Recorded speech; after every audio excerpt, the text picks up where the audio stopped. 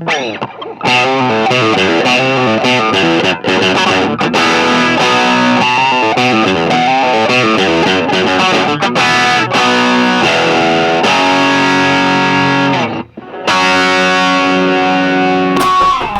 it down. Oh, sorry.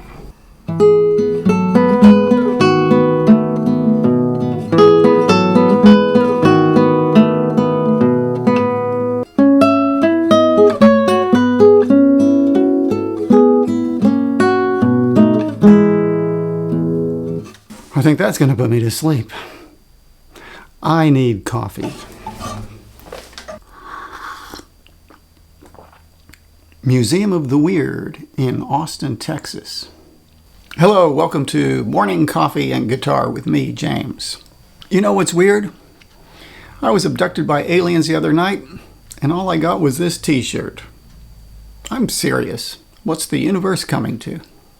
Continuing with the idea of being weird, we'll do something different today. I'm actually going to talk about and show you some of the woodworking projects that I've done over the years. As you may know, I built this speaker cabinet back here, and I also have another speaker cabinet with a 10-inch speaker and a 12-inch speaker. Well, right now it's only got a 10-inch speaker in it, but I like to build speaker cabinets. I would like to show you some of the other things that I've made. We'll start with a bandsaw box. This is a bandsaw box. It has a little slide-out drawer. It slides out from either direction, so it doesn't matter which way you place it on your dresser. And you could put jewelry or valuables or anything in there. I know what I'd put in there. I learned to make these by watching David Picciuto on YouTube. He has a channel called Make Something. He's a pretty cool guy. He makes neat stuff. The reason I wanted to learn how to make these is because I have a footstool for playing classical guitar that broke. It's right here. I used it for several years, but the leg here cracked and the pin kept breaking out. If I would sit and practice with my foot on there, at some point it would just collapse on me, and it would do it repeatedly. When I saw this design, which is what David Picciuto calls his Chicago bandsaw box, I thought if it was bigger and bulkier, thicker, it would be a good footstool. You know, you could just rest your foot on there. So I took his plan and no drawer, and I enlarged it, and that became the footstool that I used for a few years. And as with everything, I made more than one. I made a few, and I continued to make them, and I sold them to students, and I had a couple of people online contact me and ask me to ship them one, and I did. Somebody contacted me and asked what I had, and I said, well, I have the original one. I ended up selling it and shipping it to somebody. I hope it's being put to good use. So the reason I updated my footstool from this design, the bigger one, is I found that even when I'd rest my foot on there, I would often like tilt my heel up. I wanted to get my knee higher to hold the guitar, have it in a more elevated position. I thought, well, maybe I'll make a footstool that will support my heel in that position. So then I made this one. Ta-da! The H block. And of course your toes go here, your heel goes here, and it really forces your knee up in the air. I've been using this for quite some time. Every time I look at it though, I think of a puzzle piece or the History Channel. Now besides speaker cabinets and footstools, I also make other little crafty knickknacks. Right here I have a cross clock, and it keeps good time. So this one is actually my own design. Simple, right? Kind of elegant. I like it. It's a little bit asymmetrical. The angles are slightly different, all of them. So it's not quite symmetrical, and that's intentional. And on the back, you can see it has a little clock movement inserted in there. The most recent project I completed was another cross. Let me show that one to you. It's a little bit smaller, no clock. But this is known as a woven cross because the pieces of wood are curved and they look like they're wrapping underneath each other, over and under, like a basket weave type thing.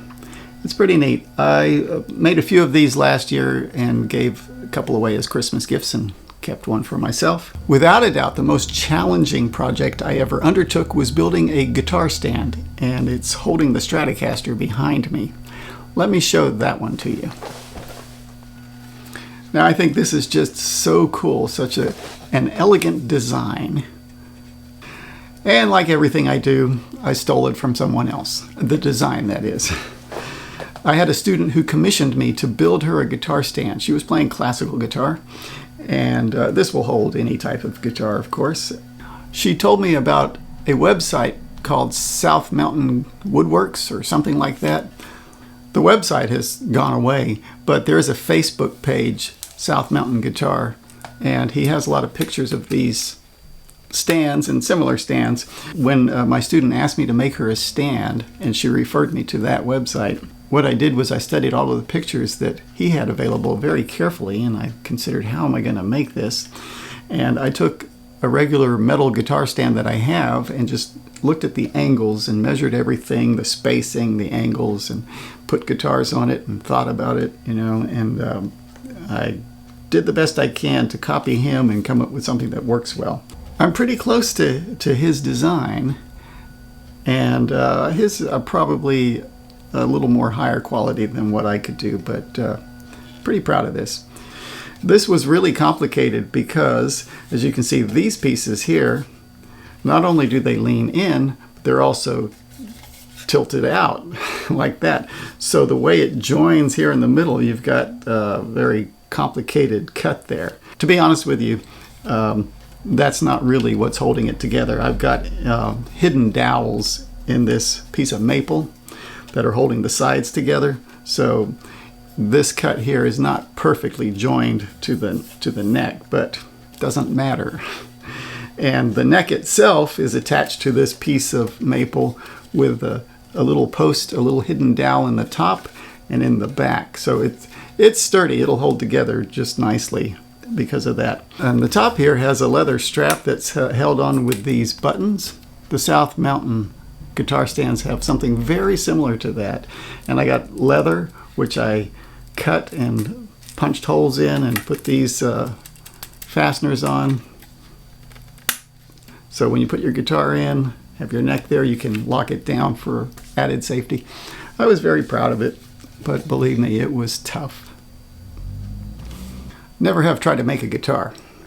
So it's January 2026, and this year my goals, wouldn't say resolutions, but my goals are to build more speaker cabinets, because I have a few unhoused speakers floating around, and I'd like to improve my skills at cabinet making. Look for those in upcoming videos. It's going to take a while. Hey, thanks for joining me today for Morning Coffee and Guitar. I hope you enjoyed this video. Please subscribe to my channel and give me a like if you don't mind. I appreciate it. Stay tuned for more guitar-related videos, and until next time, you have a great day, enjoy your coffee, and make the most of it.